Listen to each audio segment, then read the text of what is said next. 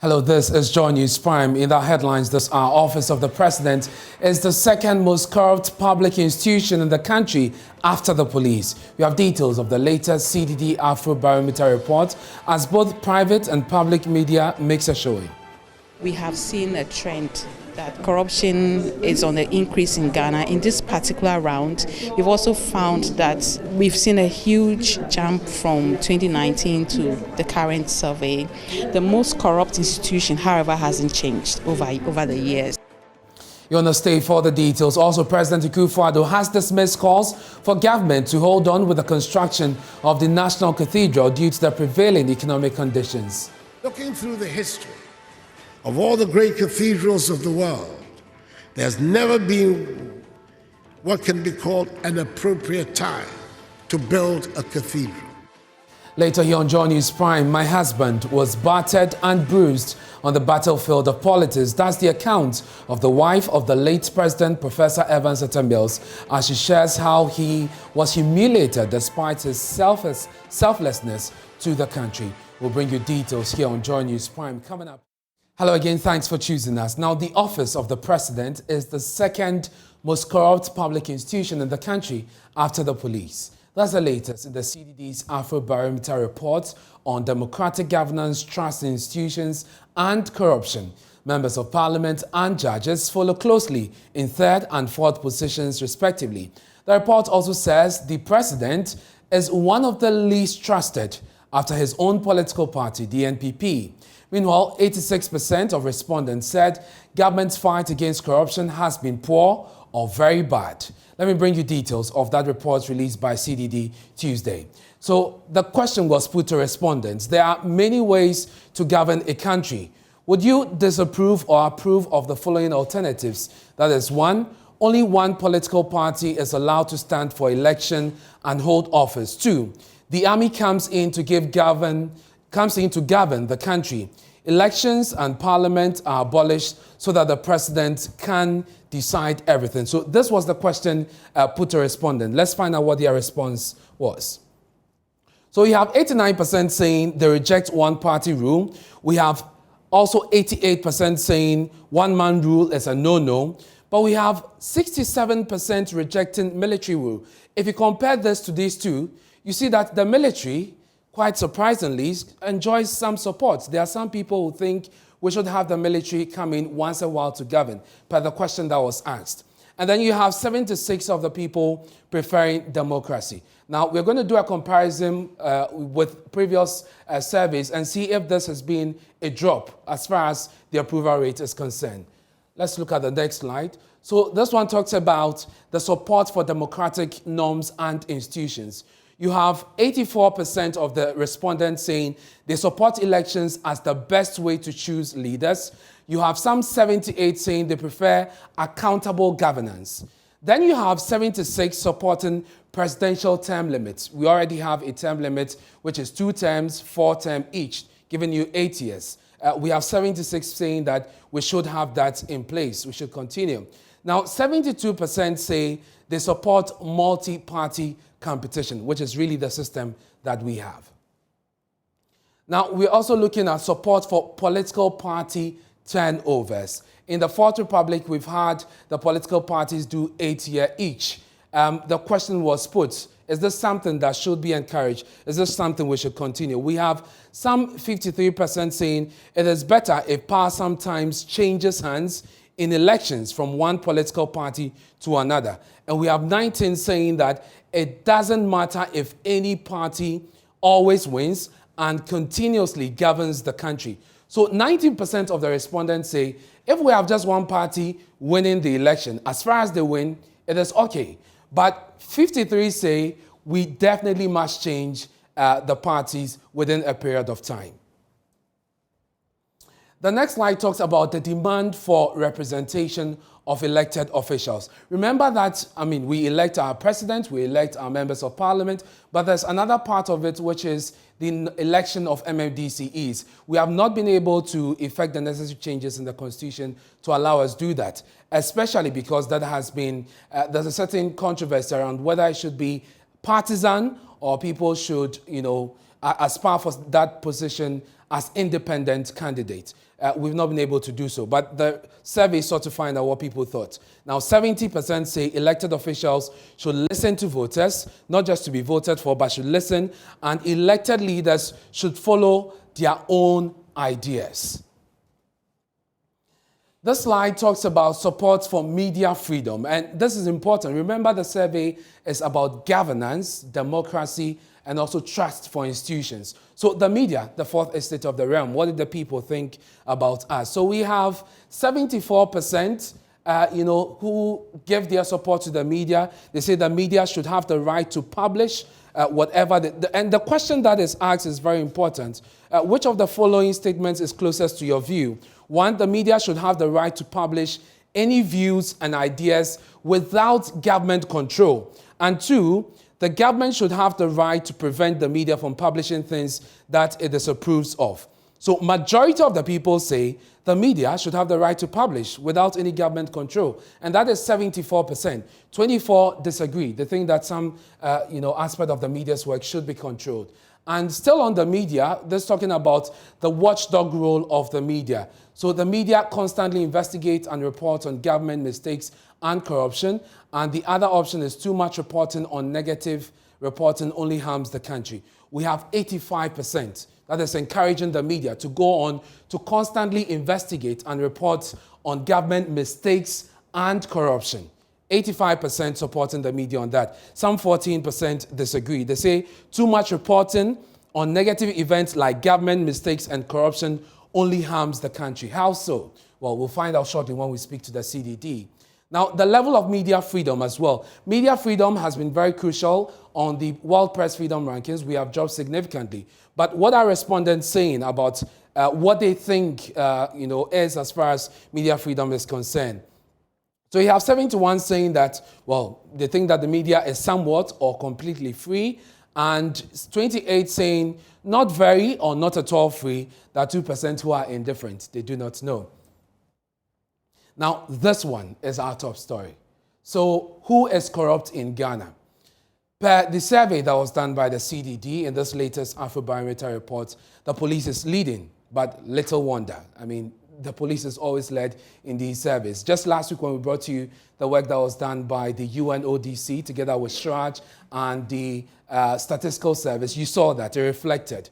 But interestingly, you have the Office of the President following closely after the police with 55%.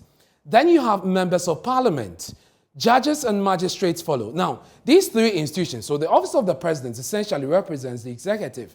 Then you have members of parliament, the legislature, judges and magistrates, the judiciary. And then you have the police, which is the law enforcement agency, leading. So you have top three government institutions leading as far as corruption is concerned. So it goes on tax officials, electoral commission, and that's quite interesting, civil society, civil servants, MMDC, business executives, assemblymen and women, traditional leaders, our religious leaders, unfortunately, also here, public media and private media. So some of my colleagues are also here. The survey found that they are actually corrupt, and non-governmental institutions. Let's look at the next slide.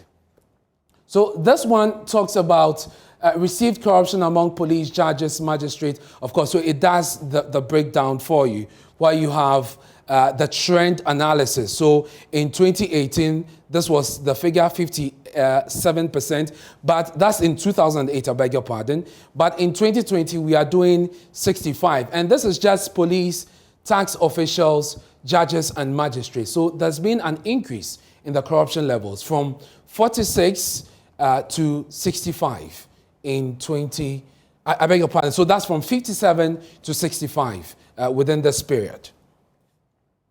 Then perceived corruption at the presidency among MPs. Perceived corruption at the presidency among MPs. And this between the year 2008 and 2022.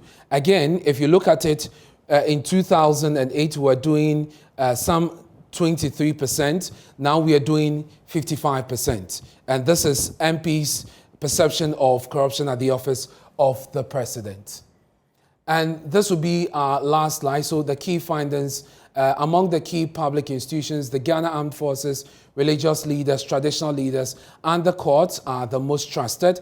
And trusted institutions declined between 2009 and 2022. Notably, trust in the presidency declined by 25%. If you look at other slides, it actually points to the office of the president as the least trusted institution, and the second least trusted.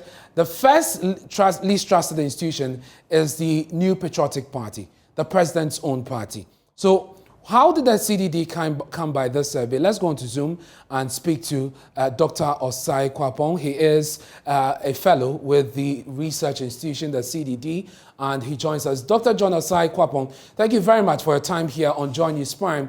So let's start first with the sample size for this research and how many respondents you actually engage. We want to know how widespread this is.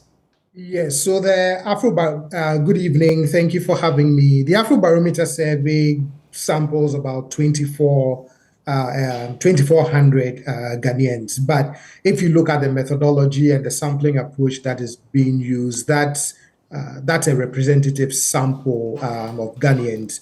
If you actually look at the report that you got on the sampling page, it actually shows you the extent to which it mirrors the nature of the general population along certain key demographic characteristics. What the Afrobarometer also does then is the surveys are done face-to-face in the language of the respondent. Great. So let's go into the report now. Now, the results from the question about the support for our democracy and the fact that respondents will want a democratically elected leader and have power change hands among political parties comes at a time when there have been fears about uprising in the country amidst threat of terrorism. Should this allay our fears? Yes, and I have consistently argued that if you look beyond just the 2022 version of the Afrobarometer survey, that in other rounds of the survey, I have often argued that we have made our peace with democracy in the sense that we've always maintained quite high levels of what on the question, of our preference for democracy. So that has always been at a very high level. And then we've also had very positive attitudes towards democratic norms. So we believe in presidential term limits. We believe in holding the executive accountable. We believe in choosing our leaders via elections. We reject authoritarian types of government. So that is really good, right? That when you look at those particular indicators, yes, we can allay our fears about the peace we've made with democracy. But I think at the same time, there are also some warning signals that are coming through, particularly round 9 of the survey. That doesn't necessarily say to us that our democracy is crumbling, no. But it's just saying to us that there's work that we really have to do, right? That it's not a one-time deal, we got the democracy and it's over. And the one area of major concern is that satisfaction with the way democracy is working is at its lowest in the history of Afrobarometer. So that, for me, is one of the signals where we have to say, we've made a commitment to democracy, but there are some challenges that we have to continue to work on. And I guess another warning would be the fact that even though we still have some significant support for democracy, if you do the trend analysis, it's dropped, and you alluded to that. But also, how do you balance that with the findings that the armed forces is the most trusted institution? I guess that is also a signal that we must watch. Right. I believe that the trust that we repose in the armed forces, and this is in looking at the trends, my interpretation has been that because they have had a history of intervening in our democracy, but in the course of the Fourth Republic, that we've been able to sustain this for a good 30 years without any military interventions, that perhaps it is that growing trust that the army would stay at bay and allow our democracy to grow and flourish. So that's the interpretation that I give to that. Okay. I don't interpret it as it is something we have to be very fearful of in terms of what the consequences of that would mean then for our democracy. But the ratings of the office of the president and the trust of the people in the president has been poor, but also alarming. Is it clear to you what may be accounting for this? I mean, if you look at the conversations that we've been having in public spaces, if you look at media reports, you can see a certain level of dissatisfaction among Ghanaians as they talk about, economic conditions and, things like that. And so I believe that it is as a result of some of these things that Ghanaians are feeling, right? Their pinch points and the extent to which they believe that a president should be able to address some of these pinch points is fueling this growing levels of low trust in the presidency and some of the perceptions they're holding. It's also particularly worrying because if you look at Afrobarometer 2017, the perceptions of the presidency were very high and very positive.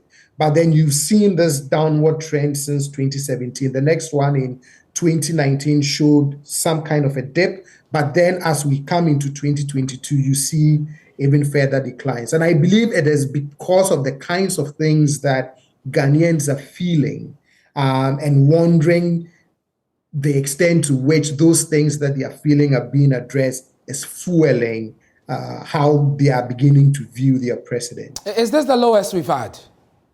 Yes, in terms of approval of the president is the lowest that we've had. I think if you look at trust too, it's quite low. If you look at perceptions of corruption at the presidency is quite high. So if you put all of that picture together and compare it to where this current president started from in 2017, you begin to wonder why that downward slide and the factors that are accounting for a president who was viewed very positively in 2017. Dr. Kojo, considering that the top four, corrupt institutions are key institutions in our architecture, what would you say, or what does that say about our governance today and where we are headed? I think it's very worrying, right? These are the key institutions that make democracy work. As you mentioned in your introduction, the police responsible for law enforcement, you have the executive, you have the legislative body, which is parliament, and then you have your courts of law. And I find it very worrying when citizens perceive these key democratic institutions has been corrupt. It also doesn't help when you throw in the fact that the levels of trust typically is also not at the level that you wanted. And the last thing you want is to have your citizens perceiving your democratic institutions as both corrupt and not trustworthy. And I think it's something that we really need to pay attention to and try and find ways to stem that negative perception of institutions in the eyes of citizens, because these are very critical. But government has done something, hasn't it? I mean, government has passed the RTI bill into law. We have the Office of the Special Prosecutor set up. The Office of the Attorney General itself has been working and prosecute persons alleged to have engaged in corruption. Didn't all these matter to respondents in the assessment of the role of government in fighting corruption? Yeah, it matters. But if you also think about, at least if you look at something like RTI, right? So we've seen successful cases of RTI where individuals or institutions that have filed an RTI request have been able to get the information. But you've also seen certain challenges and roadblocks that certain persons have faced in trying to get information under RTI. So yes, those are very good steps. The Office of the Special Prosecutor is a very good step in the fight against corruption. But if you also look at citizens' assessment of the fight against corruption, it's still very low, which means that these things may take some time to fully flourish. Perhaps citizens are looking to see, convictions, removal from office. I think it is those things that Okay. Get citizens to the point where they begin to have more faith and confidence in the fact that Very well. something is being done. Very well. Thank you so much. That's Dr. Osai Kwapo, John Osai Kwapo, speaking to us. He is a fellow of the CDD. And we have the full report on myjournline.com. You want to go there and read. President Akufo-Addo has dismissed calls for the government to hold on with the construction of the National Cathedral due to the prevailing economic conditions. The president said there is no appropriate time for the building of such monument. Speaking for the first time after the controversy surrounding the funding for the project, he said the construction of the structure will fill a missing link in the nation's spiritual architecture. The president added that the cathedral will not only benefit Ghana, but Africa in general upon completion. He however noted that the cost should be borne by the Christian community with the state support. The project has run into some contemporary controversy currently about the funding. My personal view has always been that even though the cathedral will be very much a national institution, the cost should be largely borne by the Christian community, with the state providing the land and initial funding to get the project off the ground. Looking through the history of all the great cathedrals of the world, there's never been what can be called an appropriate time to build a cathedral. Invariably, it has taken many years, sometimes centuries, to complete. The National Cathedral in Washington, D.C. took 83 years to complete. It took 150 years to build St. Peter's Basilica in Rome, and it took 182 years to finish the Notre Dame Cathedral in Paris. When these great cathedrals were built, the societies that housed them had not finished with the satisfaction of their major development needs: hospitals, schools, bridges, roads, homes needed to be built. And I dare say, if one were to consider only those needs, there would never be a good time to build a church, a cathedral, or any of the great buildings of faith around the world. Akufo-Addo spoke at the Symposium of Episcopal Conferences of the Africa and Madagascar on Tuesday, July 26. Let's do some other stories now. The wife of late President Professor Evans Atta Mills has given a chilling account of how her husband was humiliated and disregarded despite his selflessness for the country. Nadu Mills said her love for the former president even soared after and became stronger because he stood firm to his core values and was never allowed to be manipulated. According to her, quote, Fifi was often battered and bruised on the battlefield of politics, but he held firm to his personal values of truth, simplicity, honesty, and abiding respect for all. These were the qualities I loved about him. Mrs. Mills revealed that to her husband, about her husband, that serving in the highest office of the land was an opportunity to help change the character of Ghana politics for the better. So it is an ambiguous belief that posterity will judge him well for his sacrifice for his country. She has, however, bemoaned the fact that it's been 10 years of solitude since the death of the late president, who was her husband, friend, and confidant. Now, this revelation was contained in a speech of Nadu Mills at the 10th anniversary commemorative lecture on the theme, The Man John Evans Atta Mills, 10 Years On. You're watching Joy News Prime with me, Ernest Manu. Let's do some other stories. Now, let me take you to Parliament. The minority there says it will hold the governor of the central bank, Dr. Ernest Addison, before the House over the alleged printing of the 22 billion cedis to finance government expenditure. The BOG in the last few hours has released a statement denying the claim. We'll bring you details of that shortly. But first, here's a report by parliamentary correspondent Kweku Asante, capturing the Finance Ministry's own rebuttal on this claim. The minority has been pushing for this alleged money printed to be added to the national debt stock. John Kuma admits that 22 billion cedis have been given as overdraft from the central bank, but says it was not done through printing of money. And made some baseless claims that the Bank of Ghana has printed 22 billion Ghana cedis. First of all, the statement was false, it's not true. There is no foundation to that claim, and we want Ghanaians to treat that with a pinch of salt. Section 30 of the Bank of Ghana Act allows central government and BOG to operate on overdraft basis. It is within the laws of the country. And so on the Bank of Ghana's own balance sheet, they can give overdraft to government as a loan, which can be repaid within a specified period. Members of Parliament have meanwhile been commenting on the media budget review statement presented to the House.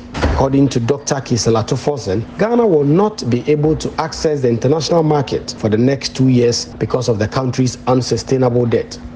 Ghana today has been classified as the second country in the globe that has the highest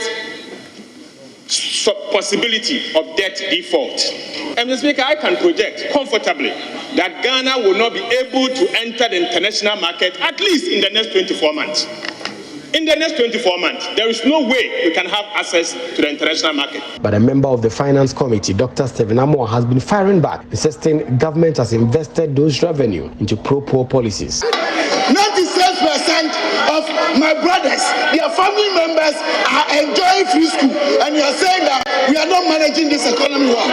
Mr. Speaker, we are assuring them within 2.5 years, all things being equal, the very good, better managers of the economy are coming back. Thank you, Mr. Speaker, for this opportunity. The ranking member on the Food and Agri Committee, Eric Opoku, says the economy is in a very bad situation. What the minister is reporting to this House is that we are using 50% of our total revenue to service our debts. So how are we going to pay government workers? The minister is reporting by his statement that until Ghana borrows, we cannot pay our workers.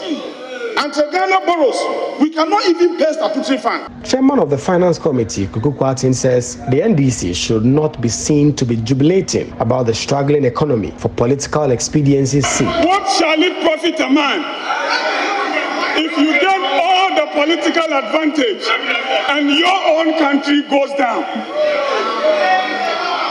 The controversy surrounding whether or not government has printed 22 billion Ghana cedis from the central bank is not going away, despite Deputy Finance Minister John Kuma debunking those allegations from Dr. Kisela Tofosen.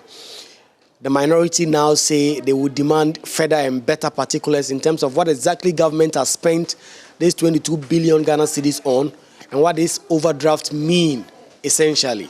On Wednesday, Minority Leader Haruna Idrisu and Majority Leader Osei Mensah Bonsu are expected to conclude with the comments on the media budget review that has been presented by Finance Minister Ken Ofori-Atta.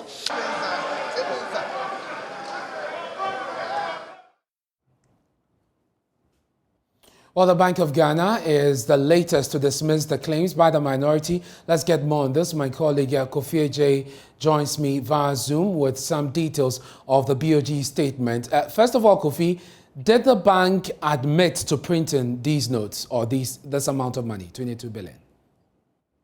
Very categorical. They said, no, we haven't printed any new monies. And then that this money, this 22 billion we are talking about comes from 4 sources. So the first source is the GOG stocks and bonds, which is about 1.6 billion, Ghana cedis. We also have the IMF special draw rights allocation to the Ghana government, which is about 6.2, billion Ghana cedis. And we also have drawdown of government's own deposits held with banks. That's also about 2.85 billion cedis. So we have 1.6 billion cedis from GOG stocks, 6.2 billion cedis from IMF special draw rights, and 2.85 billion cedis from drawdowns from government's own deposits held with Bank of Ghana. Then you ask yourself, if you subtract this from the 22 billion cedis you are talking about, we'll be left with some 11 billion cedis. So where is that also coming from? Okay. So the Bank of Ghana also gave clarity and said that this will be what we are calling the overdraft. Simply means that the Ghana government is being given the green light to withdraw more than 11 billion cedis, more than what they can be able to draw, this year. It simply means that, let's say you go to the bank and you can withdraw only 5 billion cedis, and you are being given the opportunity to withdraw more than you can actually withdraw. So this is what we call the overdraft. So 11 billion as overdraft, and then the three other sources that I spoke about, right, adding up to the 22 billion. But they gave an assurance, and then the assurance is that just like they did in 2020, where they were given the opportunity to borrow, where they were given the opportunity to give GOD 10 billion. If the need arrives, they'll go to Parliament to request for it. Kofi, thank you very much. So the Bank of Ghana has denied the claim and has given the assurance that it will follow due process if there's the need to go about printing money to support government. Still to come here on Joy News Prime, about 800 boarding students from the South Point Methodist High School risk losing their boarding status due to a dilapidated dormitory infrastructure in the school.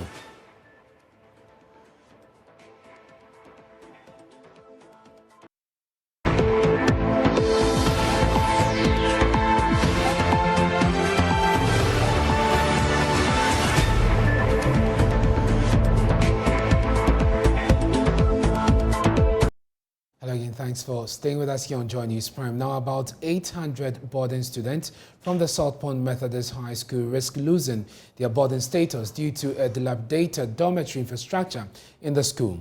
The girls have to keep vigil and pack their books and other academic materials to safety whenever it rains because the dormitory leaks badly and has also developed cracks. The Parent Association of the school says their children have been making distress calls to them about the disturbing situation. Ernest Kojo Manu visited the school and our reports.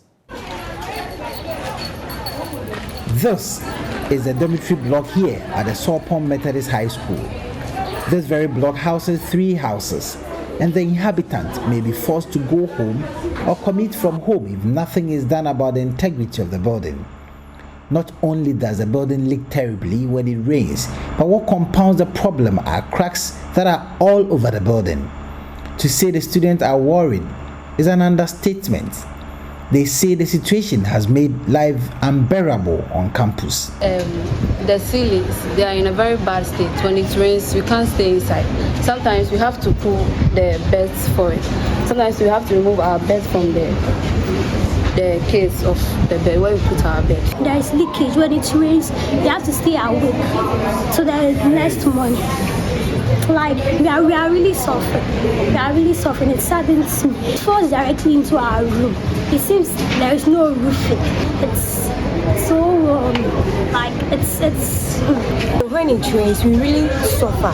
We really suffer sometimes, and the bed bags, and it's really heartbreaking. During the night, you see some of the place leaking, and it really makes our stuff go wet, and people had their things very wet, and a lot of things happened. Their lockers, water entered to their lockers, and they had their provisions and everything messed up. Apart from the dormitory block that has issues, the science block of the school suffers even more serious issues. This, they say, has a huge impact on the academic work on campus. Especially in our chemistry and physics labs and the biology as well. The rain sweeps here into the room and the room just gets flooded. So it becomes very difficult for us to take practicals. By the time we come from the dormitory here for practicals, the place will be flooded. Dennis Brown teaches here. He is distraught about the situation and wants an urgent support for the school. You know, we've made a report to management and we've tried some repair works, petty ones, but because of the season we found ourselves in, that was 2 months ago, the moment we do the temporary structures to help the student to do practicals, it gets spoiled again. The whole place gets flooded. Yes, flooded. we feel very bad as teachers, but there's nothing we can do. We just have to try and impact the knowledge. Some of these things goes beyond our efforts. There's nothing we can do, and we can't say because of that we are not going to teach. So we teach. That is it. So we teach. If we have to stand in it to conduct WASI for the external supervisor to also come and see this thing, we were all there inside. The Parent Association chairman of the school, Isaac Kweku grandson, says the development is worrying and must be given an urgent attention. He says as parents, they have poured resources to enable them tackle the problem, but the issue appears bigger than their efforts. I also had distress calls from the parents, and then we came here, we had a look at it. First, we went to Municipal NADMO office, we went to the MCE's office and Municipal Director of Education's office. They told us to put it into writing. We've done that. They are saying we'll hear from them. Not heard from them yet. And then the calls that comes, there are many. The student will tell you, Daddy, we are not be able to sleep. We don't sleep during the night. And then when we see that the rains are coming, we have to run from the classroom to come and put our things in order. And it is very pathetic. I've limited all my prayers to two, that it shouldn't rain, and the other one that someone somewhere to come and help. Because as a parent and as a PTA chairman, I don't sleep when I hear calls that my school is deteriorating. The school authorities appear disturbed by the situation but declined comment on the developments. Reporting for Joy News, Richard Kwejenyako, Cape Coast. That's our show for tonight. Many thanks for your company. You can log on to myjoyonline.com. There are more stories there. Charles is standing by, well, Beverly is actually standing by with the latest in business. You want to stay for that? Please stay.